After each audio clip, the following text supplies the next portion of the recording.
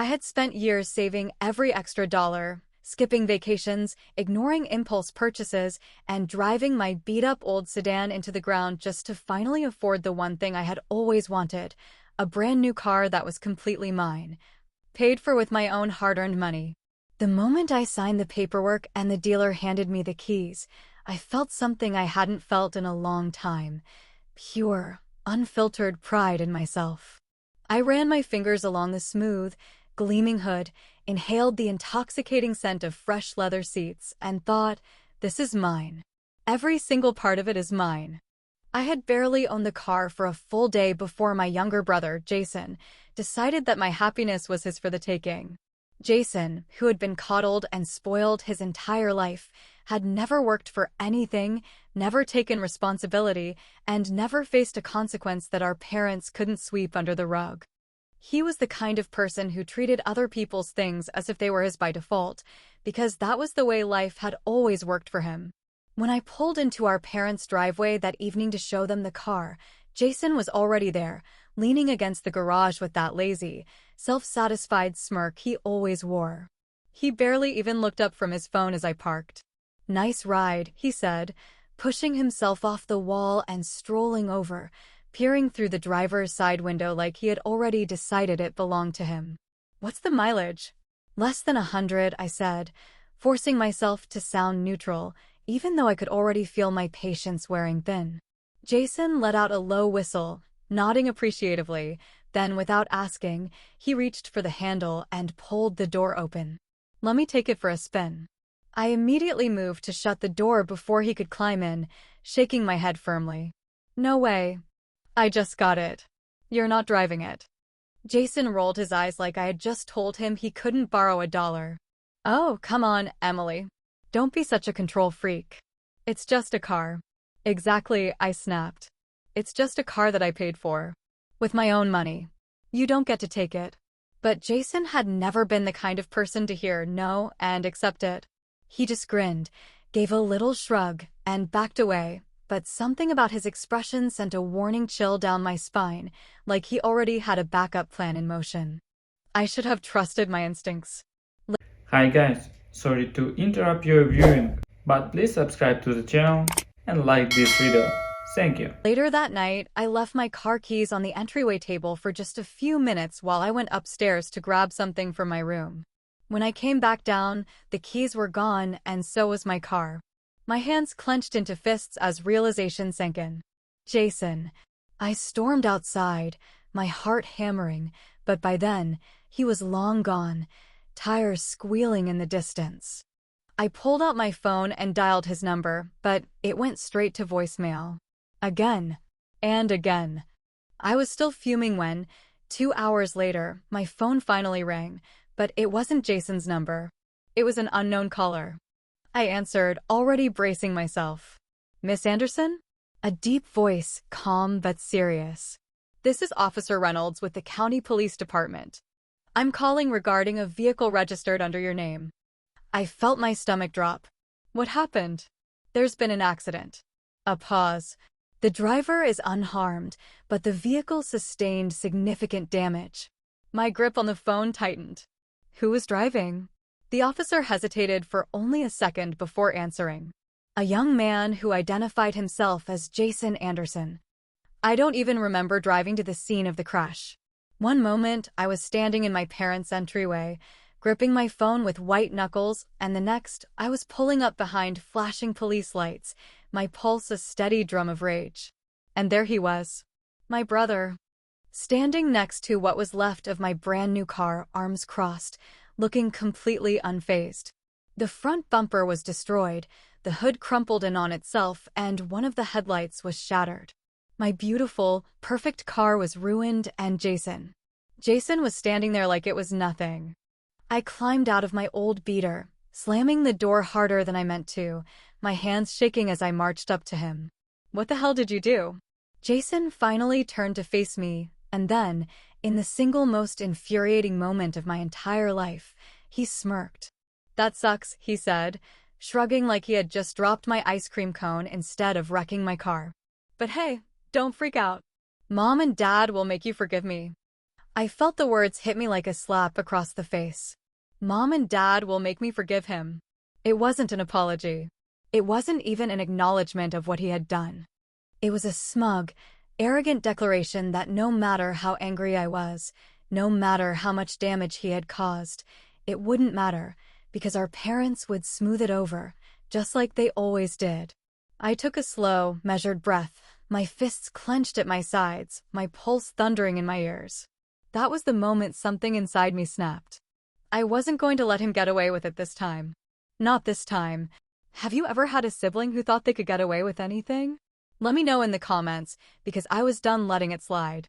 I woke up the next morning with a pounding headache, my body still tense from the sheer frustration of the night before, my mind replaying every single detail of that awful encounter at the crash site. My brother's smirking face haunting me like a nightmare that refused to end. My car, my beautiful, hard-earned, brand-new car, was gone, destroyed in an instant by someone who had never worked a day in his life, someone who had never faced a single consequence, someone who genuinely believed that my anger was nothing more than an inconvenience to his day.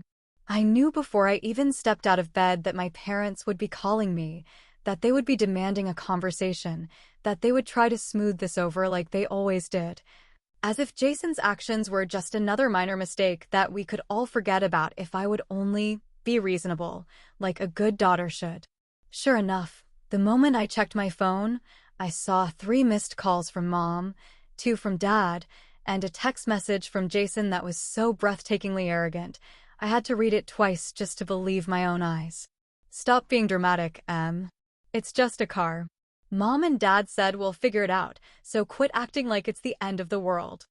There was no apology, no remorse, not even the slightest acknowledgement that he had done something wrong, just pure entitlement dripping from every word, as if the real problem wasn't that he had stolen and crashed my property, but that I had dared to make a big deal out of it. I swallowed my rage, forcing myself to breathe slowly, reminding myself that getting worked up over a text message wouldn't help me now. Jason had always been this way, and I knew exactly where he had learned it. I drove to my parents' house, my knuckles white against the steering wheel of my ancient backup car, my stomach twisting with a mix of anger and exhaustion, already knowing exactly how this conversation was going to go. I walked in without knocking, not bothering with pleasantries, finding my parents sitting stiffly at the kitchen table, their expressions a perfect mixture of forced concern and thinly veiled exasperation, as if I were the problem here, as if my reaction was the thing that needed to be fixed.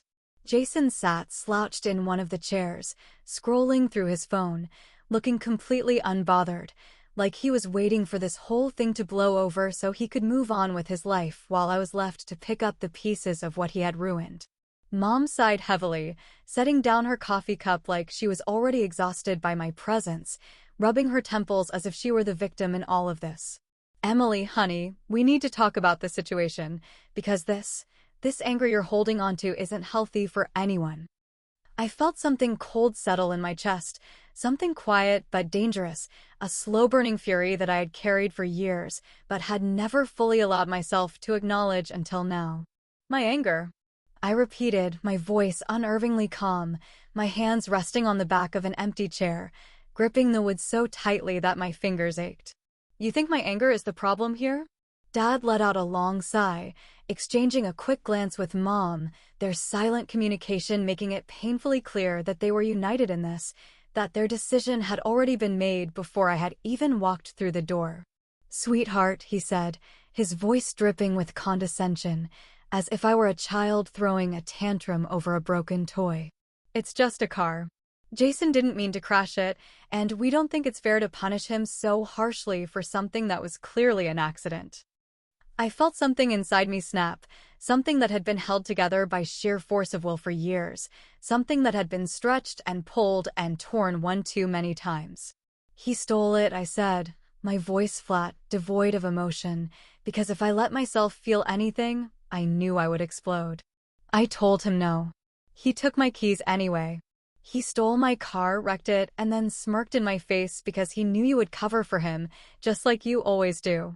Jason let out a dramatic sigh, finally looking up from his phone, rolling his eyes like this entire conversation was beneath him.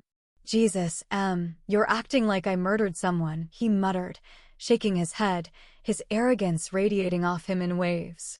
I made a mistake, okay? Chill out.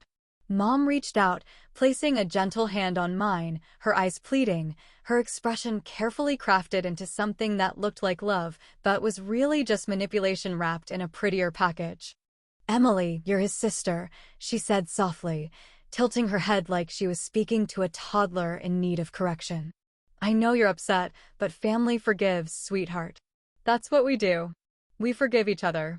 I stared at her, at the sheer audacity of those words, at the way she had so effortlessly placed the responsibility on me to fix what Jason had done, like my feelings were an inconvenience, like my hard work meant nothing, like my sacrifices didn't matter as long as Jason was happy.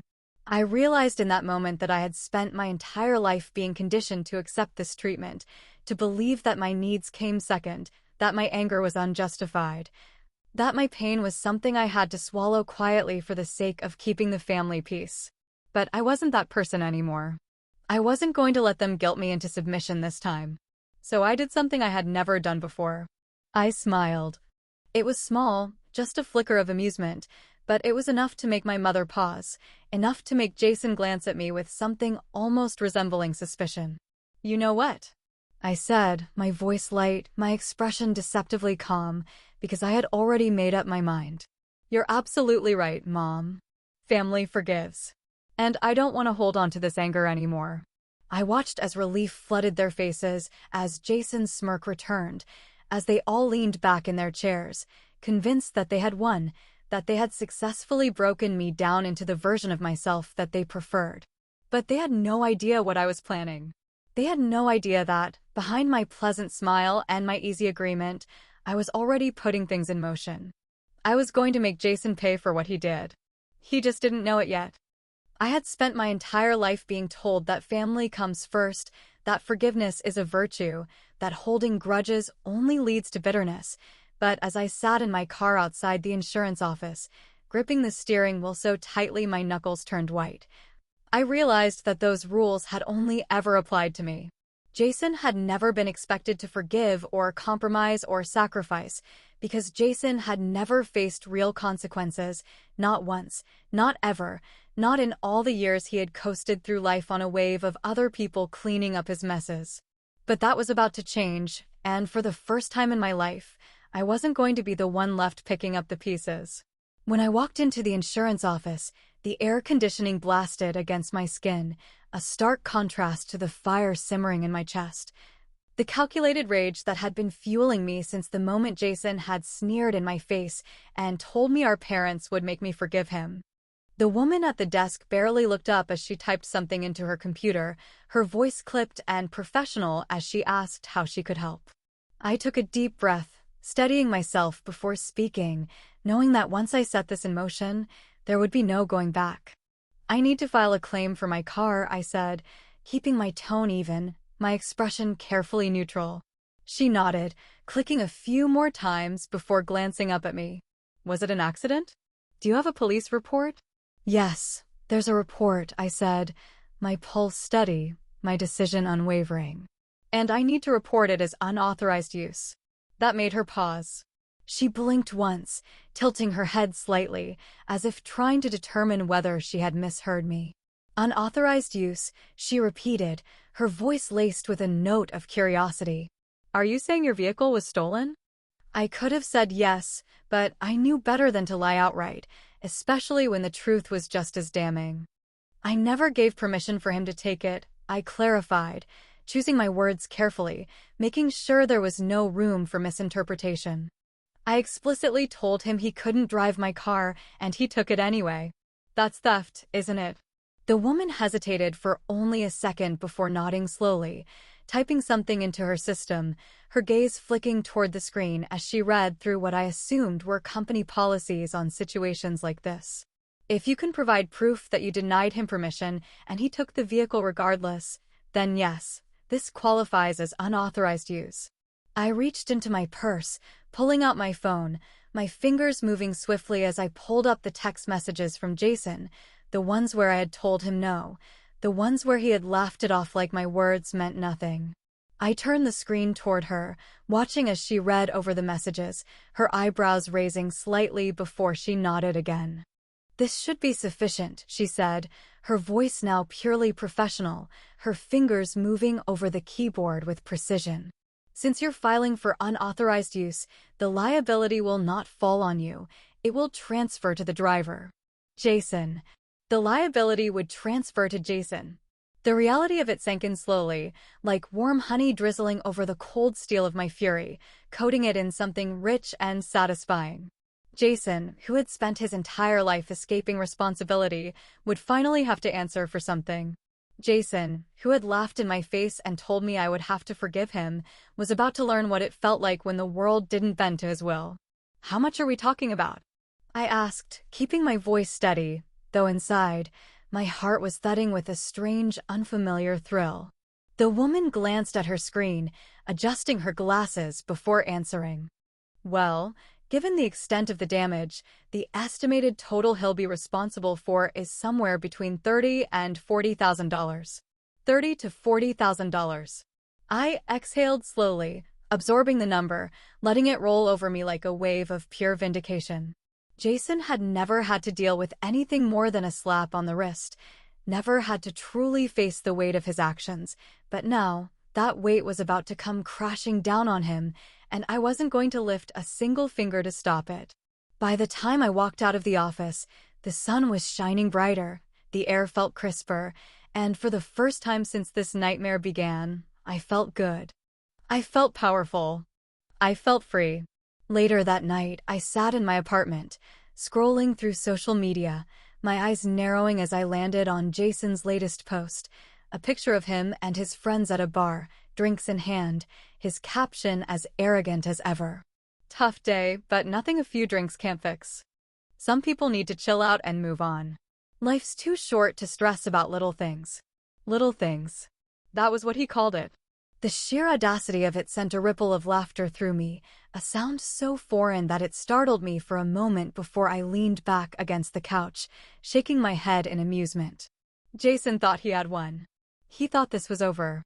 He thought our parents had bailed him out once again, that everything was going to go back to normal, that I had simply swallowed my anger and moved on like I always had before. But what Jason didn't know, what he wouldn't know until that insurance claim finished processing, was that this time, I wasn't letting it go. This time, Jason was going to learn the hard way. And by the time he realized what I had done, it would already be too late. Sitting at the dinner table, I could already feel the weight of their expectations pressing down on me, thick and suffocating, as if they had collectively decided that tonight would be the night I finally fell back in line. My mother had set the table like it was a holiday gathering, candles flickering in their holders, the smell of roasted chicken and buttery mashed potatoes filling the air, her way of making it clear that this was meant to be a family moment. A night of reconciliation, a scene carefully crafted to smooth over what they viewed as an unnecessary conflict. My father sat at the head of the table, his usual presence commanding but relaxed, his expression giving nothing away, but I knew exactly why we were here, why this meal had been planned so soon after the accident. Why Jason sat across from me with that insufferable smirk stretched across his face, his phone resting next to his plate as if he couldn't be bothered to pretend this mattered to him at all. I could feel it coming, the inevitable conversation they had all rehearsed in their heads, the carefully chosen words they would use to convince me that my anger was an inconvenience rather than justified, that my reaction was exaggerated rather than appropriate, that Jason deserved my forgiveness simply because he was family.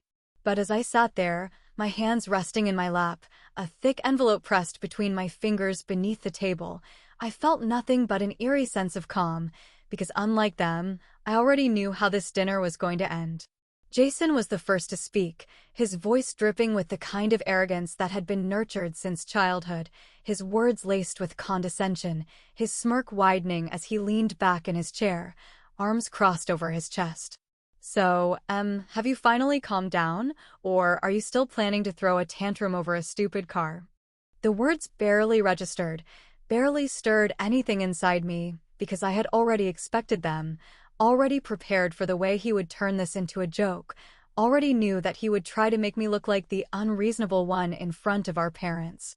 I simply tilted my head, offering him a small, unreadable smile, watching as his confidence grew in the face of what he assumed was submission, watching as my parents exchanged relieved glances, believing foolishly that they had won.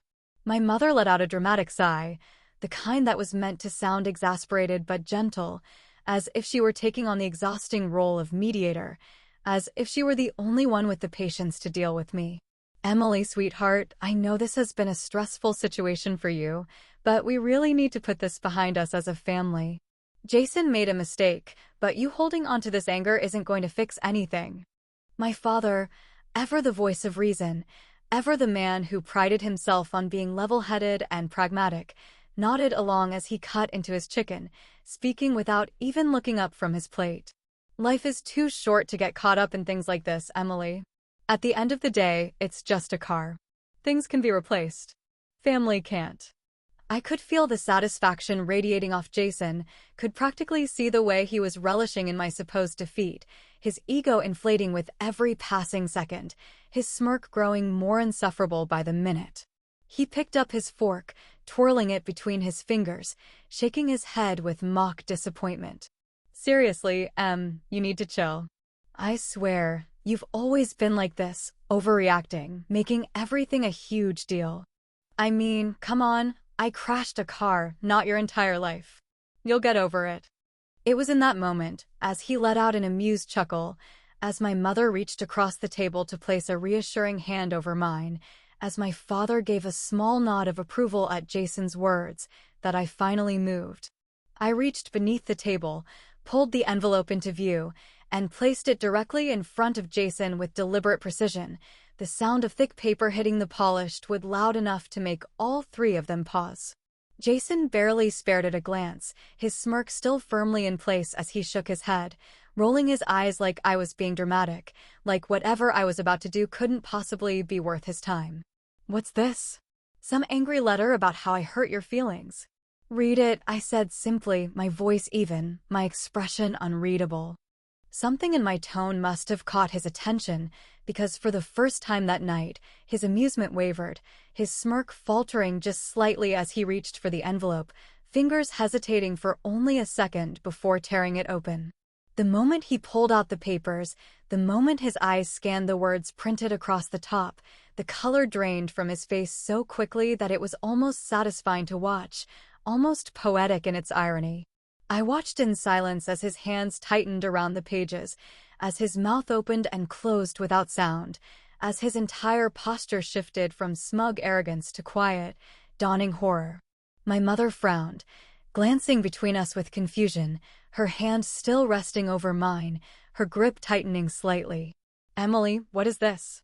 Jason's voice was barely a whisper, his fingers gripping the document so tightly that the edges crumpled under the pressure. What did you do? I took a sip of my wine, letting the silence stretch just long enough to make them uncomfortable, just long enough for the weight of reality to settle onto Jason's shoulders before I finally spoke, my voice calm, measured, almost gentle. That, dear brother, is the finalized insurance report. The one that officially transfers full liability to you. The air shifted instantly, thick with tension, suffocating in its weight, the sudden realization hitting my parents like a slap across the face. My father finally looked up from his plate, his fork frozen halfway to his mouth, his eyes sharp, calculating, trying to piece together what had just happened, trying to understand how Jason had gone from untouchable to responsible. My mother pulled her hand away from mine, flipping through the papers with growing panic, her breath hitching as she processed what this meant, as she read the numbers printed clearly in bold ink. Jason, for the first time in his life, looked afraid. And I had never felt more satisfied in my entire existence. Jason's chair scraped loudly against the floor as he pushed back from the table with enough force to rattle the silverware, his breath coming in sharp, uneven bursts, his face twisted in a mixture of disbelief and fury, his hands gripping the insurance papers so tightly that they crumpled under his fingers. He stood there for a moment, his chest rising and falling as he stared at me with something that looked almost like betrayal, as if I had somehow wronged him by refusing to roll over and accept what he had done, as if the real crime here was not his recklessness, not his entitlement, not his theft, but my audacity in making him face the consequences of his actions. His voice was tight when he finally spoke, low and furious, shaking with barely contained rage. "This isn't funny, Emily. Tell me you're joking." I didn't respond immediately, letting the silence stretch between us, watching as panic flickered across his face, watching as he looked from me to our parents like he was expecting them to step in and fix this before it spiraled out of control. My mother's lips were slightly parted, her fingers clutching at the fabric of her blouse, her eyes darting across the papers in front of her as if searching for a loophole, a way out, some piece of information that would make this all go away. My father, ever the composed one, took a deep breath and placed his hands flat against the table, his voice measured, calm, but laced with something dangerously close to frustration. "Emily," he said, his gaze sharp, heavy with expectation, the way it always was when he wanted me to fold. "This is going too far. You're punishing your brother in a way that isn't just cruel, it's vindictive." Jason let out a bitter laugh, the sound hollow, forced, his fingers running through his hair as he turned away from the table, pacing like a caged animal, shaking his head in disbelief. "This is insane. You're actually trying to ruin my life over a goddamn car." I leaned back in my chair, crossing my arms over my chest, my expression unreadable, my voice steady. "No, Jason. I'm not ruining your life. I'm just not cleaning up your mess this time." My mother inhaled sharply, her hand flying to her chest like I had physically struck her, her eyes wide with disbelief, as if she couldn't comprehend that I was refusing to play the role she had assigned me since childhood, the role of the responsible one. The one who forgave, the one who smoothed things over, the one who made the sacrifices so that Jason never had to. "Sweetheart, this is going to follow him for years," she whispered, her voice trembling, her fingers tightening around the papers as if she could somehow will them out of existence. "Insurance claims like this, the financial burden, this isn't just some small punishment. This is going to ruin his credit, his future, his ability to do what, Mom?" I interrupted, my voice sharper now, my patience wearing dangerously thin, my hands pressing against the edge of the table. "To keep coasting through life without consequences? To keep taking whatever he wants without worrying about how it affects other people? To keep letting you and Dad protect him from reality?" Jason slammed his hands against the back of his chair, his jaw clenched, his entire body wound so tight I thought he might snap in half. "You're seriously acting like I killed someone," he snarled, his eyes burning with rage, his voice shaking with disbelief. "I made a mistake, okay? I took your car, I wrecked it, I was an asshole about it. Fine, I get it, I screwed up. But you," he gestured wildly to the papers in my mother's hands, his expression twisting in frustration. "You went out of your way to make this as bad as possible for me." Something inside me flared at those words, something raw, something furious, something that had been simmering for years, but had never fully surfaced until now. I rose to my feet slowly, deliberately, my gaze locking onto his, my voice low but unshakable, my anger cold and precise. "You didn't care when I lost something I worked for. Why should I care now that you're losing something?" The words hit him harder than I expected, knocking the breath from his lungs, his expression momentarily faltering, a flicker of something almost like regret flashing across his face, but it was gone just as quickly, buried beneath layers of entitlement, of anger, of the unwavering belief that I was the one being unfair. My father exhaled through his nose, rubbing his temples like this was some exhausting inconvenience, like my refusal to cave was nothing more than an irritation. "Emily, I understand that you're upset, but this isn't right. We're family. We don't do this to each other." I let out a humorless laugh, shaking my head, my arms crossing over my chest. "We don't do this to each other?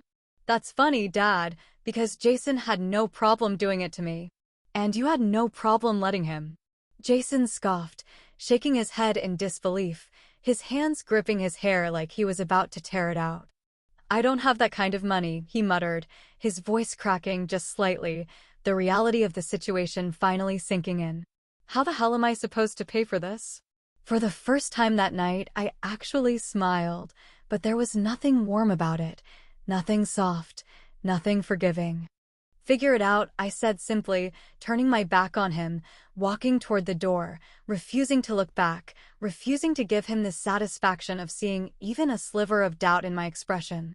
I heard my mother call after me, her voice high with desperation, pleading with me to think this through, to be reasonable, to not let this tear the family apart. But I didn't stop, didn't turn, didn't hesitate.